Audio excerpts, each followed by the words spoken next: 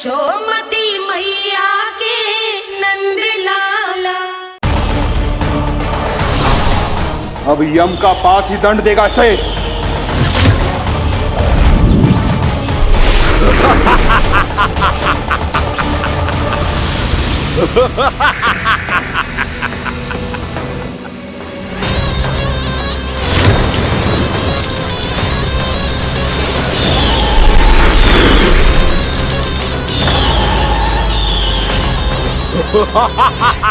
तूने जल की धार को भले ही काट दिया हो दुष्ट, पर हिम में धार नहीं होती। अब मेरी हिम शक्ति तुझे जमाकर नष्ट कर देगी।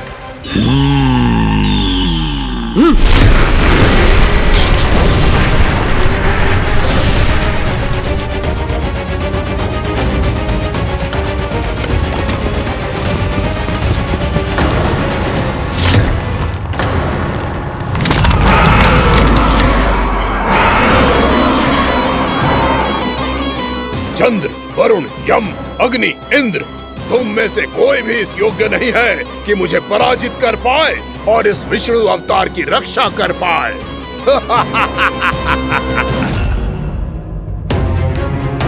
इस असुर को देवता कुछ ना बिगाड़ पा रहे हैं। अब क्या होगा खाना का?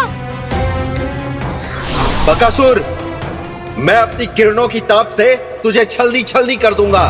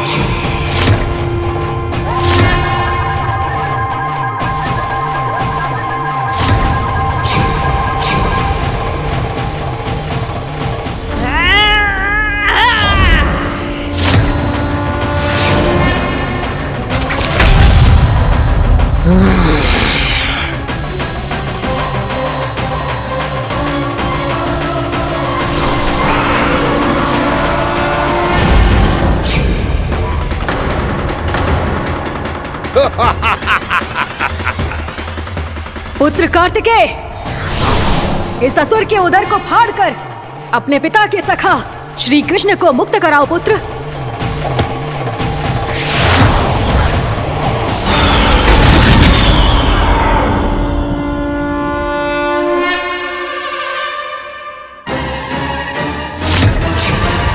मैंने कहा था, तुम में से कोई भी मेरा बाल भी बांका नहीं कर पाएगा। तुम देवताओं का तो सामर्थ्य ही क्या, स्वयं देवों के देव महादेव भी मेरा कुछ नहीं बिगाड़ पाएंगे। कृष्ण को अपने उदर में ही पचा जाऊंगा मैं।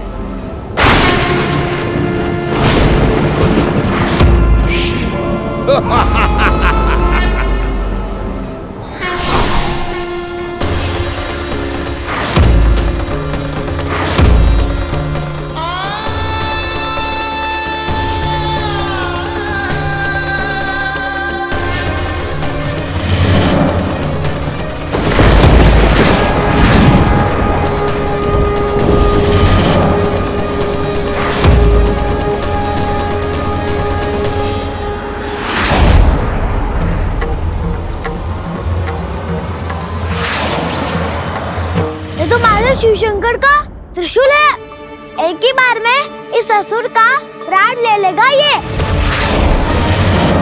हाँ, महादेव का त्रिशूल।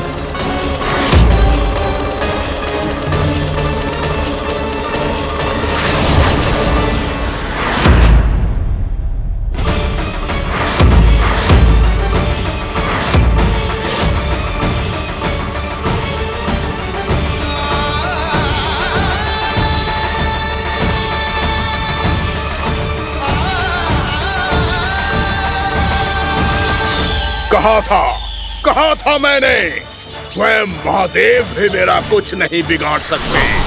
अजय हूं मैं, अजय।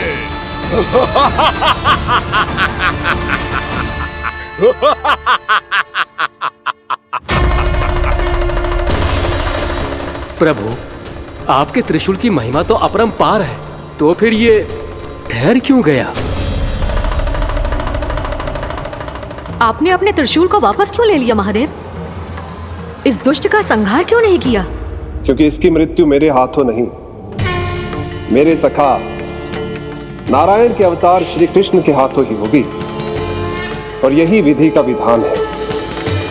पर पिताजी, श्री कृष्ण तो इस असुर के उदर में फंसे हुए हैं, हम उन्हें मुक्त कैसे कराएंगे? ये उन्हें स्वयं ही मुक्त करेगा पुत्र। श्री कृष्ण अपने अपमान से क्रोधित नहीं होते, पर अपने भक्तों का अपमान वो क्षण भर भी सहन नहीं कर पाते। वकासुर यही भूल कर रहा है, हम सबका निरंतर अपमान करके वो उन्हें क्रोध दिला रहा है। वो ये नहीं जानता कि शीघ्र ही उन्हें अपने उदर में रख पाना उसके लिए असंभव हो जाएगा।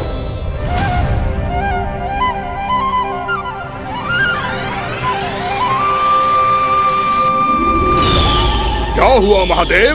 पराजित होकर भी मुस्कुरा रहे हैं? पर अब तो महादेव कहलाने के भी योग्य नहीं रहे आप। असफल देवताओं की इस अयोग्य सेना को लेकर चले जाइए यहां से। ना ये मेरा सामना कर सकते हैं और ना ही आप। मेरी शक्ति के सामने आप अक्षम हैं महादेव।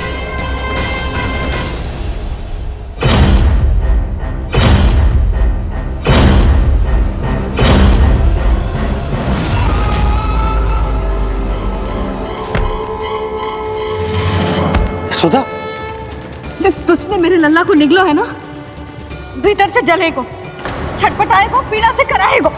जिस दुष्ट ने मेरे लल्ला को निगलो है ना, भीतर से जलेगो, छटपटाएगो, पीड़ा से कराएगो। ये क्या हो रहा है मुझे?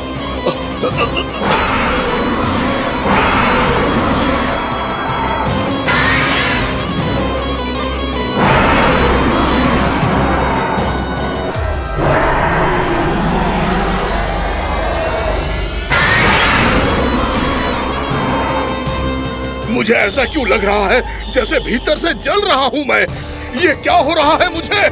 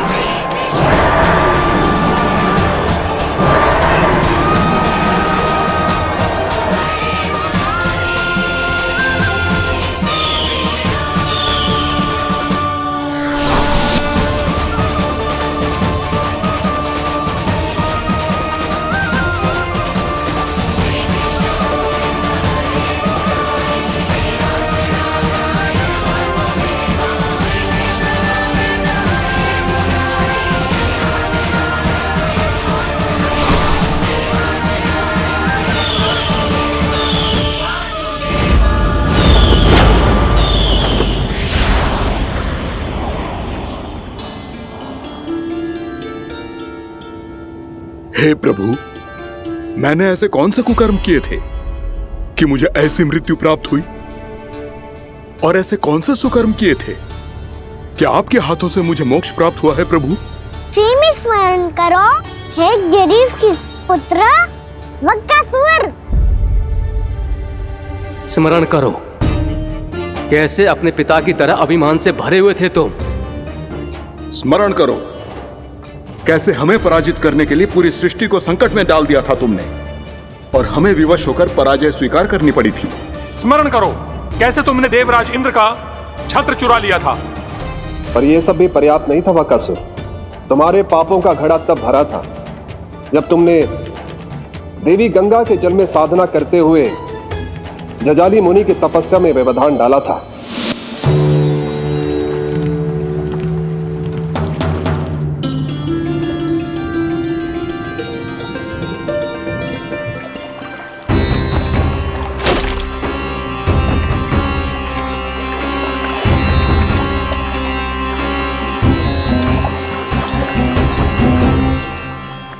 रुक क्यों गए चालक?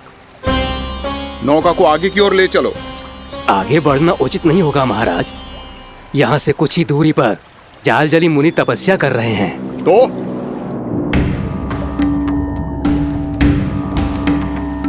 मेरे मत्स्य आखेट के क्षेत्र में इसने तपस्या करने की भूल की है। मेरे ही राज्य में मेरा कोई क्षेत्र मेरे लिए वर्जित हो, यह मुझे स्वीकार नहीं है।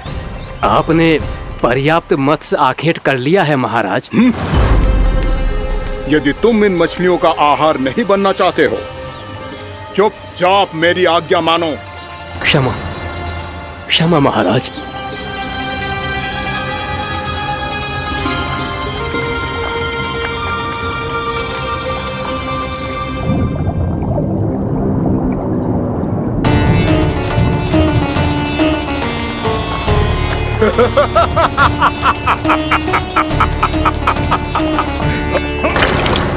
मुनिवर, रक्षा कीजिए, रक्षा कीजिए मुनिवर।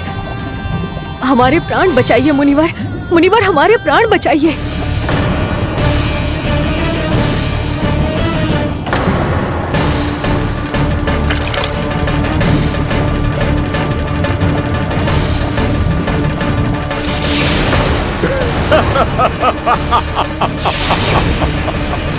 ठहर जाओ असुरराज।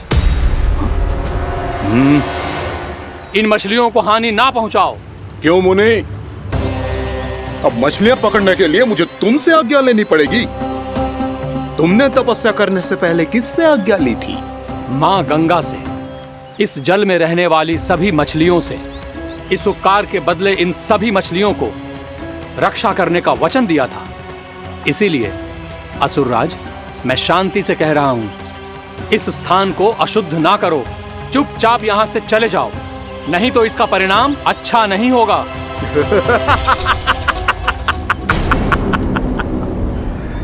तुम जिन देवताओं की तपस्या कर रहे हो ना मुनि, उन्होंने भी मेरा कुछ नहीं बिगाड़ पाया था, और तुम मुझे धमकी देने का दुस्साहस कर रहे हो।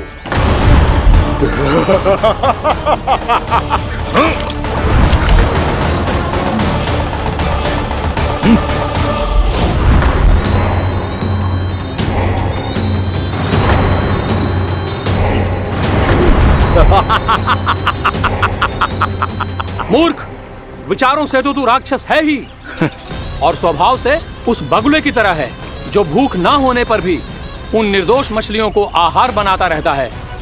इसलिए अभी इसी क्षण से तू वकुला का जीवन जिएगा। ये मेरा श्राप है, ये मेरा श्राप है।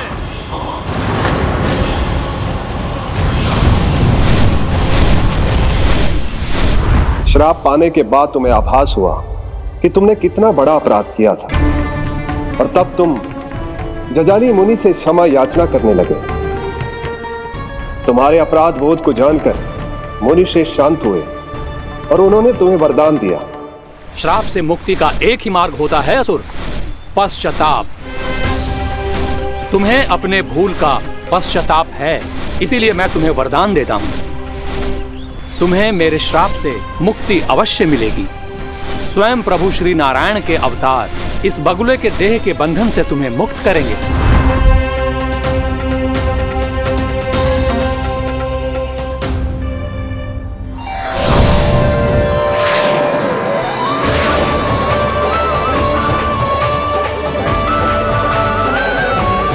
प्रणाम स्वीकार करें प्रभु।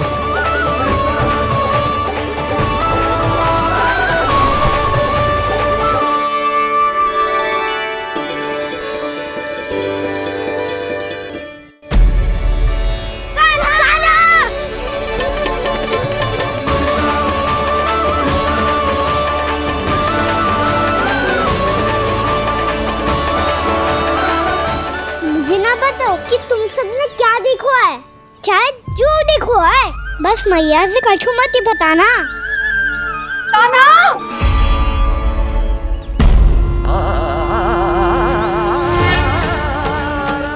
कान्हा! मेरा लल्ला!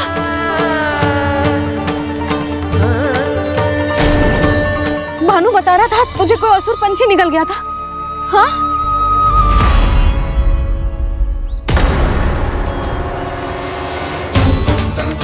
हे नारायण, ये क्या है?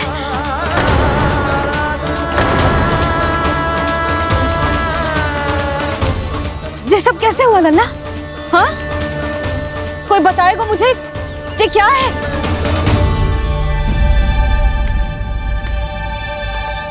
श्रीधामा, मधुमंगल, चिची को सब कुछ बता दो। ये असुर पक्षी मुझे निगलने वाला था रानी भाभी, तभी अंतिम क्षण में कान्हा ने आके मुझे बचा लियो। और ये असुर पक्षी ने कही कि यह है वृंदावन का राजकुमार, नंदराज का लल्ला। इसके होते कोई भी वृंदावन वासियों को हानि ना पहुंचा सकते। रानी भाभी, कान्हा ने अपने प्राणों की चिंता ना करी और इस क्रूर राक्षस से भिड़ गयो और इस राक्षस पक्षी ने इसे निगल लियो। इतना पर्याप्त है भोला काका, सब कुछ बताने की आवश्यकता नहीं है। ये सब देख के सारी बालक मंडली इतनी व्याकुल हो गई कि सबने अपने प्राण अर्पित कर दिए और इस असुर पक्षी से कहे कि हमें खा लो और हमारे सखा को छोड़ दो। इन बालकों का पराक्रम देख के सभी देवतागण यहाँ आ गए और उनके हृदय भी पिघल गए और उन्होंने इस राक्षस पक्षी से युद्ध करके इसे मार गिराया। देवताओं के राजा इंद्र के वज्र का प्रहार तो मैंने अपनी आंखों से देखा है ताई जी। और फिर उसके बाद अग्निदेव ने अग्निवस्त्र का प्रहार किया। जय ना काकी, वरुण देव, कार्तिकेय, यमदेव सबने मिलके युद्ध किया इस राक्षस से। कहा था अभी मत बोलना। अरे सब मिलके फंसा दोगे मुझे। जय माँ भद्रकाली, हमारे शिव शंकर भी आए थे छोटी माँ। जाओ आप भी। बाबा साईता, मुझे लगता है कि ये कान्हा भी इन्हीं देवताओं में से एक है। संभव तो है चीची, स्मरण है पूतना और तृणावर्त के आक्रमण के समय भी ऐसा ही हुआ था। सभी राक्षस मारे गए थे पर अपने कान्हा को एक खरोच तक न आई थी। हाँ जीजी, मुझे लगता था कि श्री नारायण की विशेष कृपा है हमारे कान्हा पे, पर अब तो देख के लग रहा है कि हमारा कान्हा ही स्वयं श्री नारायण है। या फिर उनका अवतार है ये। अरे बस करो तुम सब, ऐसा कछु ना है। अरे जितनी बात सुनी है उससे तो यही लग रहा है कि कान्हा देवताओं और असुरों की युद्ध के बीच में फंस गया था। उसका इस सब से कोई लेना देना ना है। तो फिर इसके तन पे एक भी खरोच क्यों ना आया नंदराज? हाँ,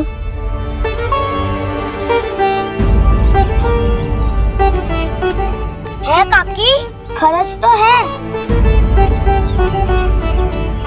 दिखा लल्ला। भैया बात पीड़ा आ रही है, कुछ करो ना। चिकोपिया भी ना अति करती है। श्री नारायण का अवतार हो तो इतनी तनिक सी खरोच पे ऐसे रो तो क्या? बस बहुत होगा। अब तो तुम सबने सीमा ही पार कर दी है। कभी से श्री नारायण बुलाते हो, कभी श्री नारायण का अवतार। तनिक कछु हो ना जाता है कि तुम सब कहानियां बुनने लगती हो। जे बस साधारण सा बालक है, मेरा लल्ला है जे, इसे भगवान मती बनाओ।